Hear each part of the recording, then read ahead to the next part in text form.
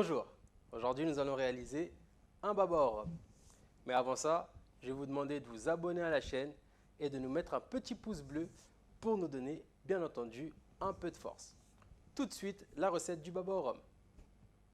Pour la réalisation de notre baba, donc nous allons avoir besoin des ingrédients qu'il y a ici, donc un peu d'eau, de la levure, du sucre et du sel que j'ai préalablement moi mélangé, mes œufs, le beurre, de la farine et une cuve.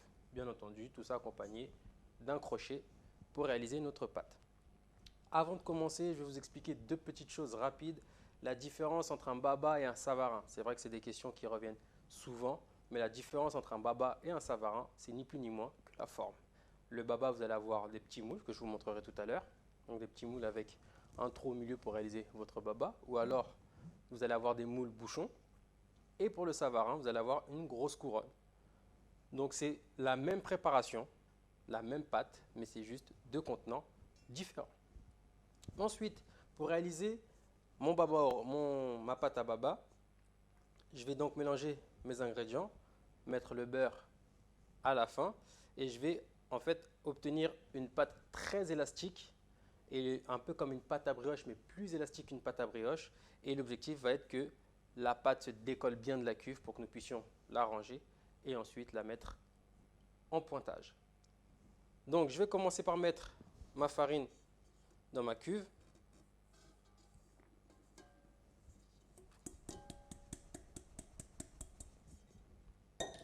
Je vais mettre mon sel, mon sucre d'un côté. Ensuite, plusieurs options s'offrent à vous. Moi, personnellement, je mets ma levure de l'autre côté que j'émiette et je rajoute mon eau que je vais faire tourner. Mais vous pouvez bien entendu diluer votre levure dans votre eau donc tiède pour avoir quelque chose de liquide puis l'incorporer à votre préparation.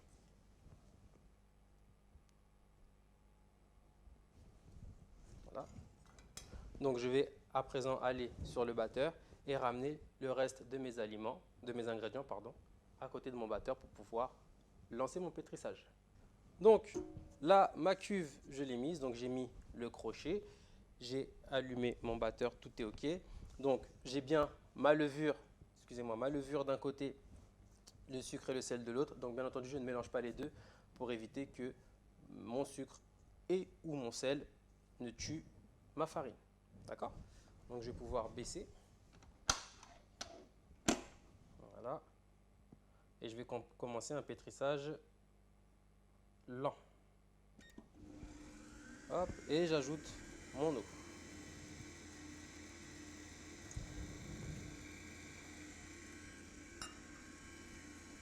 Donc là, je laisse pétrir.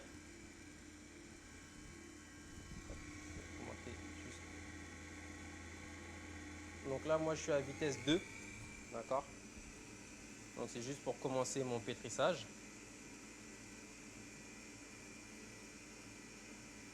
Voilà, donc le temps que mon crochet prenne l'ensemble des aliments. Donc là, on est sur une étape un peu de sablage, entre guillemets. Hein, d'accord? C'est encore sec. On est sur un petit peu sur la partie sablage. Voilà. Donc là, moi, je vois ma levure qui a été prise dans mon crochet, qui s'amalgame bien. Je vais pouvoir ajouter mes œufs pour hydrater le tout et pour commencer, bien entendu, le pétrissage. Donc le pétrissage, comme je vous expliquais, on est sur un pétrissage type pâte à brioche. D'accord? Donc on va rechercher une élasticité, on va rechercher quelque chose de très souple.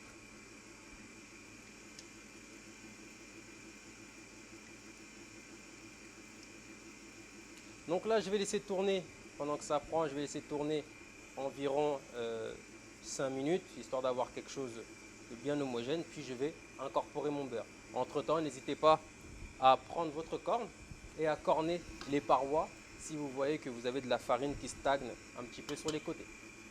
Donc là, ce que je vais faire, c'est que je vais arrêter le batteur pour que vous puissiez voir. Hop. Voilà, donc là, je suis passé à vitesse 3 entre temps, donc n'hésitez pas à augmenter un petit peu légèrement la vitesse. Et là, vous voyez, j'ai quelque chose d'assez mou encore, d'accord? Mais ça commence à prendre, je commence à avoir une belle texture. En tout cas, c'est bien amalgamé, c'est bien homogène. À ce moment-là, ce que vous pouvez déjà faire, c'est corner un petit peu. Voilà. Donc, corner un petit peu. Voilà. Et ensuite, vous allez pouvoir donc incorporer votre beurre petit à petit. Donc, je le remets en route. Et là, vous allez pouvoir augmenter la vitesse. Donc là, je vais passer à 5. Hop. Voilà. Ensuite, une fois que vous êtes là, vous allez pouvoir incorporer votre beurre. Donc votre beurre, vous l'avez préalablement coupé en parcelles. Et là, en fait, le temps que ça pétrit, en fait, vous êtes sur quelque chose d'assez mou. D'accord? Donc là, on est sur une texture, on est sur quelque chose d'assez mou. Donc vous pouvez incorporer votre beurre petit à petit. Pressez-le un peu entre vos doigts, vous voyez, comme ceci, pour avoir quelque chose de vraiment bien mou. Puis vous pouvez incorporer votre beurre en parcelles dans votre préparation.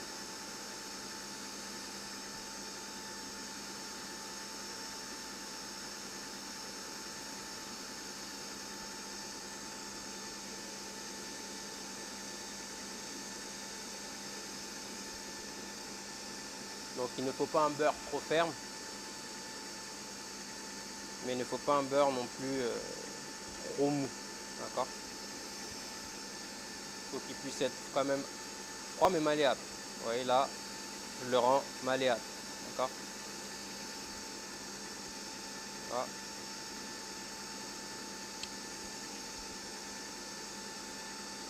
Et une fois que vous avez incorporé l'ensemble de votre beurre, nous allons simplement attendre que notre pâte se décolle de notre cuve. D'accord? Donc elle va prendre une autre texture, vous allez le voir, elle va prendre un peu plus de fermeté et elle va commencer à se décoller de la paroi de votre cuve. Donc là, je suis toujours à ma vitesse 5, d'accord? Et là, vous laissez faire tranquillement, hein, on ne précipite pas les choses, on laisse tourner.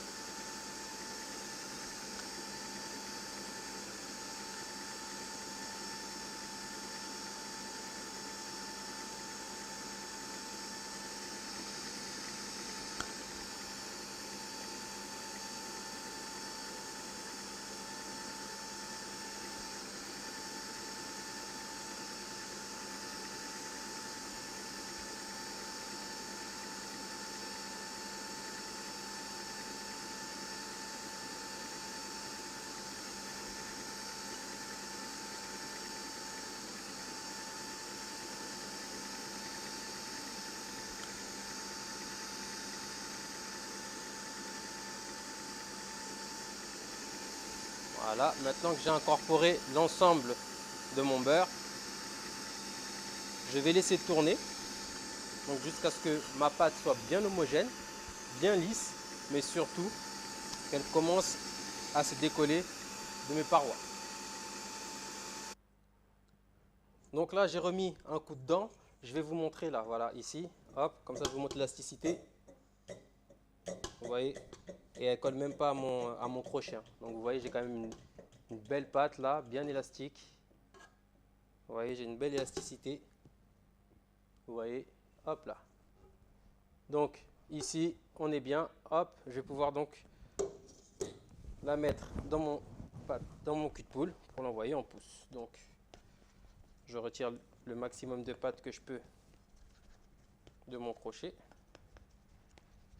Alors bon, prenez quand même une corne, pardon, parce que c'est quand même une pâte qui est assez souple.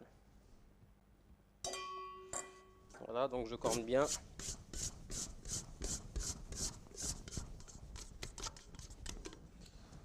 Hop, je la mets dans mon poule. Donc vous avez vu, j'ai pris un cul de poule quand même assez grand, parce que là, elle va quand même pousser. Soyez quand même plus à l'aise, ne prenez pas quelque chose de trop petit. Voilà, donc là, elle a une belle brillance. Pas trop non plus. Hop, voilà. Donc là, je vais pouvoir la filmer, pas à contact, juste au-dessus, et l'envoyer 30 minutes au pointage, donc dans une pièce à température ambiante, d'accord, pour que ça puisse juste développer et doubler de volume.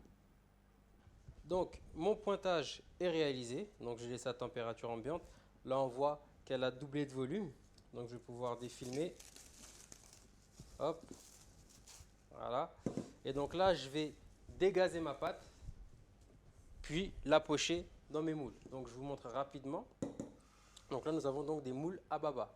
Donc, vous avez le trou ici, enfin le trou du coup du baba. Donc ça, c'est la forme baba. Comme je l'avais dit, le savarin, c'est quelque chose de beaucoup plus grand. Où vous avez également les baba bouchons, donc en forme de bouchon.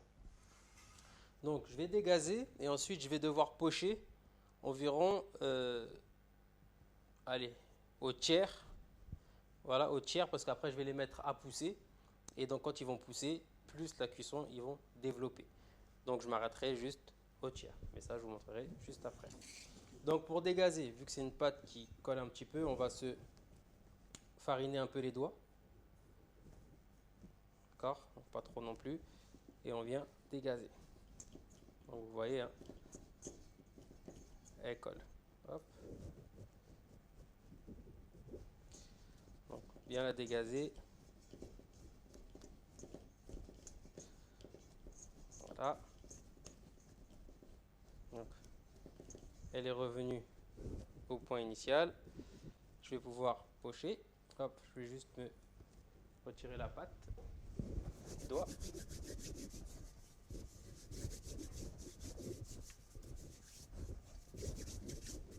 Voilà. Donc, une fois que vous êtes là, votre pâte, elle est dégazée. Je vais réaliser donc ma douille, donc ma poche à douille. Donc, je mets ma douille. Je prends mon ciseau. Je marque. Je retire un petit peu ma douille. Je coupe. Voilà. Ensuite, je vais boucher ma poche. D'accord? Donc, je vais tourner 2 fois. Rentrer ma poche à l'intérieur pour boucher. Voilà. Ensuite, je vais pouvoir donc pocher. Donc, je vais garnir ma poche. Donc, en faisant bien attention. Donc, vous voyez, elle est assez élastique, c'est normal.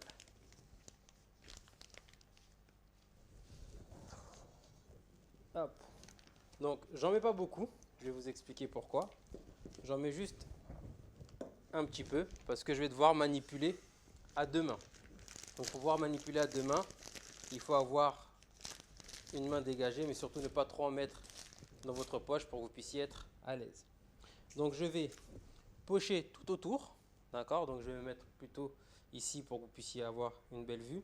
Donc, je vais pocher tout autour et à la fin, avec mon ciseau, je vais venir, hop, couper comme ceci. D'accord? Donc, je poche.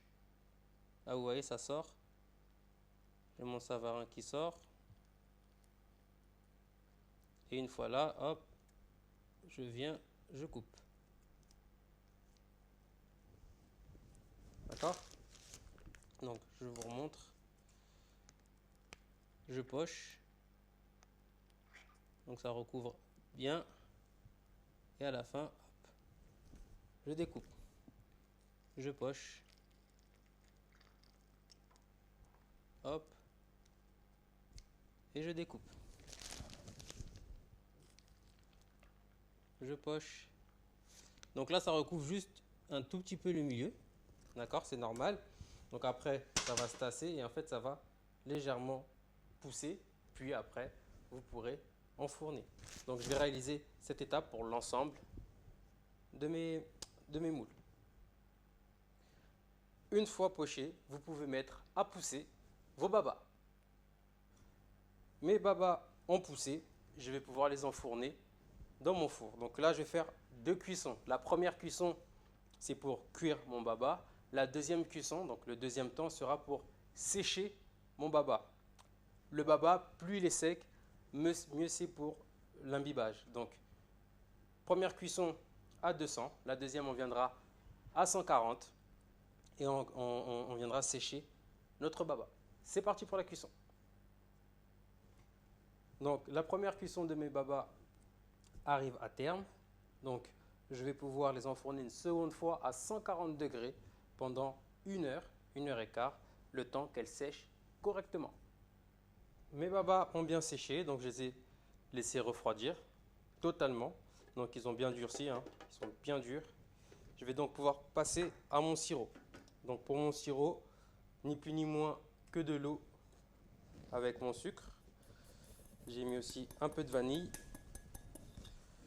Je vais ajouter un peu de zeste de citron. Vous pouvez bien entendu mettre du citron vert.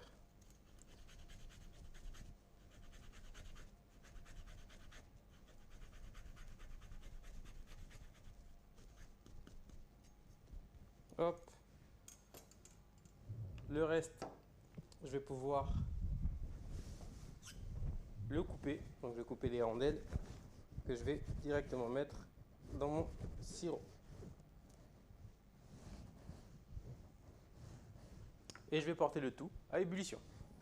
Donc là, mon eau commence à frémir. Je vais pouvoir ajouter mon rhum. Voilà.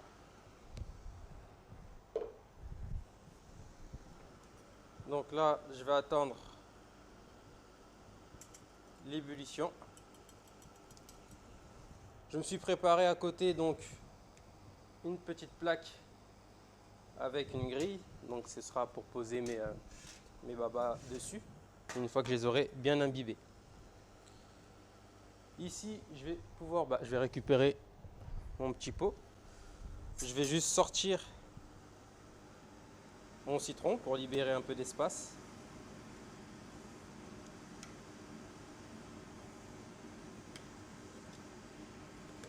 Voilà. Et là, je vais donc maintenir une ébullition. Je vais stabiliser mon ébullition. Je ne veux pas une grosse ébullition. Hop. Donc je baisse progressivement.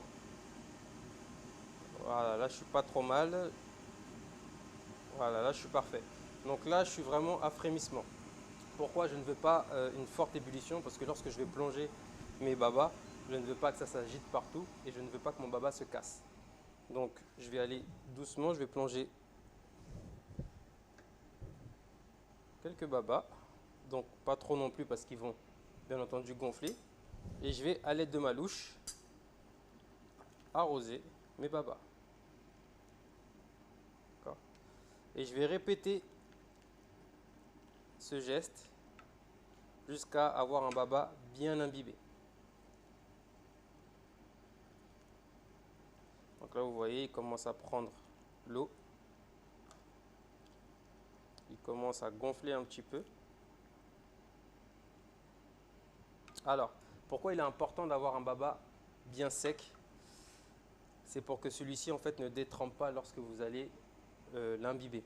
Si vous avez un baba avec un cœur plutôt moelleux et pas sec, en fait à l'intérieur votre baba va se casser, il va s'effriter et vous n'aurez pas un bon baba. Là nous ce qu'on veut c'est qu'il soit imbibé, qu'il ait quand même du sirop mais qu'il reste assez ferme pour que nous puissions le déplacer et bien entendu le garnir ensuite.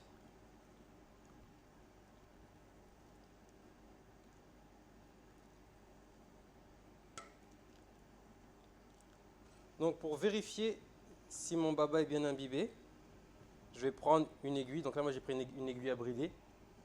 Vous pouvez utiliser un couteau très fin, voire un cure-dent, ça peut fonctionner aussi. Vous allez juste planter et hop, si vous ne sentez pas de résistance à cœur, hop, vous pouvez donc mettre votre baba à égoutter un petit peu.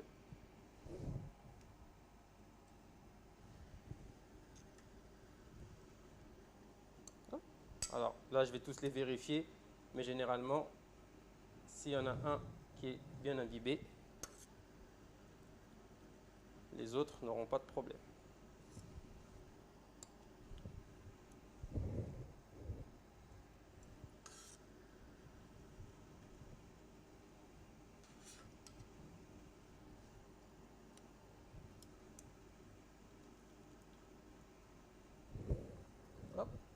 Et je vais pouvoir réaliser exactement la même chose avec mes babas restants.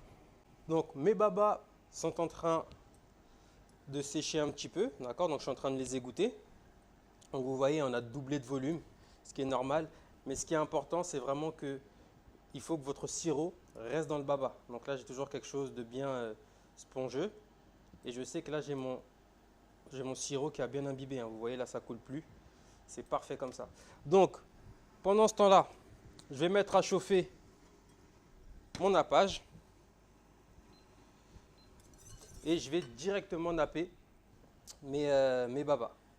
Ensuite, je vais les laisser refroidir. Pendant ce temps-là, je vais monter ma crème. Puis nous allons garnir ensuite nos babas. Donc, mon nappage arrive à ébullition. Hop. Et à l'aide de mon pinceau, tout simplement, je vais venir napper mes babas. Donc napper qui se dit aussi abricoter. Si vous voyez le terme abricoter, c'est la même chose. Donc là, hop, je vais décaler ma petite louche. Donc là, vous venez juste là, bien napper. Donc ça va lui donner un petit côté brillant, nappant. Et puis ça va lui donner aussi un peu de goût. D'accord? Vous voyez tout de suite la brillance. Alors vous pouvez aussi en mettre un petit peu au cœur. Moi je trouve que ça n'a pas vraiment d'intérêt puisque de toute façon on va venir camoufler avec la chantilly. Donc vraiment juste tout autour. Voilà. Et profitez que vous ayez votre plaque, vous voyez ça dégouline un petit peu. Comme ça vous savez que vous pouvez en mettre. Si ça tombe un peu, c'est pas bien grave. Donc, voilà, tout de suite on voit la brillance. Ça donne aussi quelque chose de bien plus gourmand.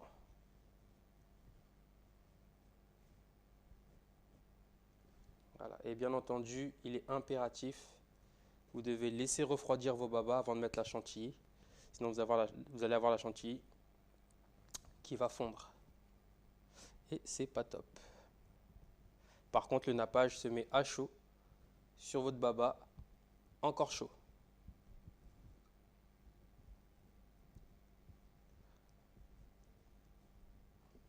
Mes babas sont bien nappés. Je vais pouvoir les mettre à reposer et m'occuper de ma chantilly. Ma chantilly est prête, je l'ai mise en poche, donc j'ai pris une douille cannelée. Mes babas ont bien reposé, ils ont bien refroidi. Donc je vais en dresser quelques-uns et vous n'aurez plus qu'à faire la même chose à la maison. Donc je vais mettre 4 babas. Choisir. Donc il faut que vous sentiez qu'ils soient bien imbibés, hein. Là je le sens, ils sont bien imbibés. On sent que le sirop est bien resté à l'intérieur.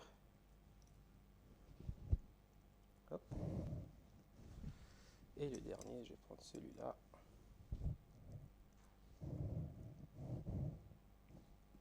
Et voilà. Une fois que je suis ici, je vais juste essuyer un petit peu les doigts. Une fois que je suis ici, voilà, je vais simplement pocher au-dessus de mon baba.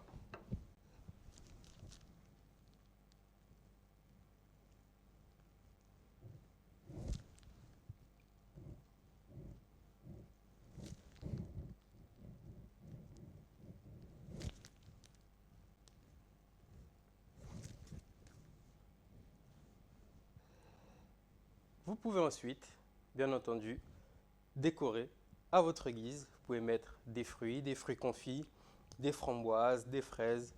Vous vous amusez. Voilà comment réaliser des babas au rhum. J'espère que cette vidéo vous a plu. N'hésitez pas et n'oubliez surtout pas de liker cette vidéo, de vous abonner et de partager un maximum.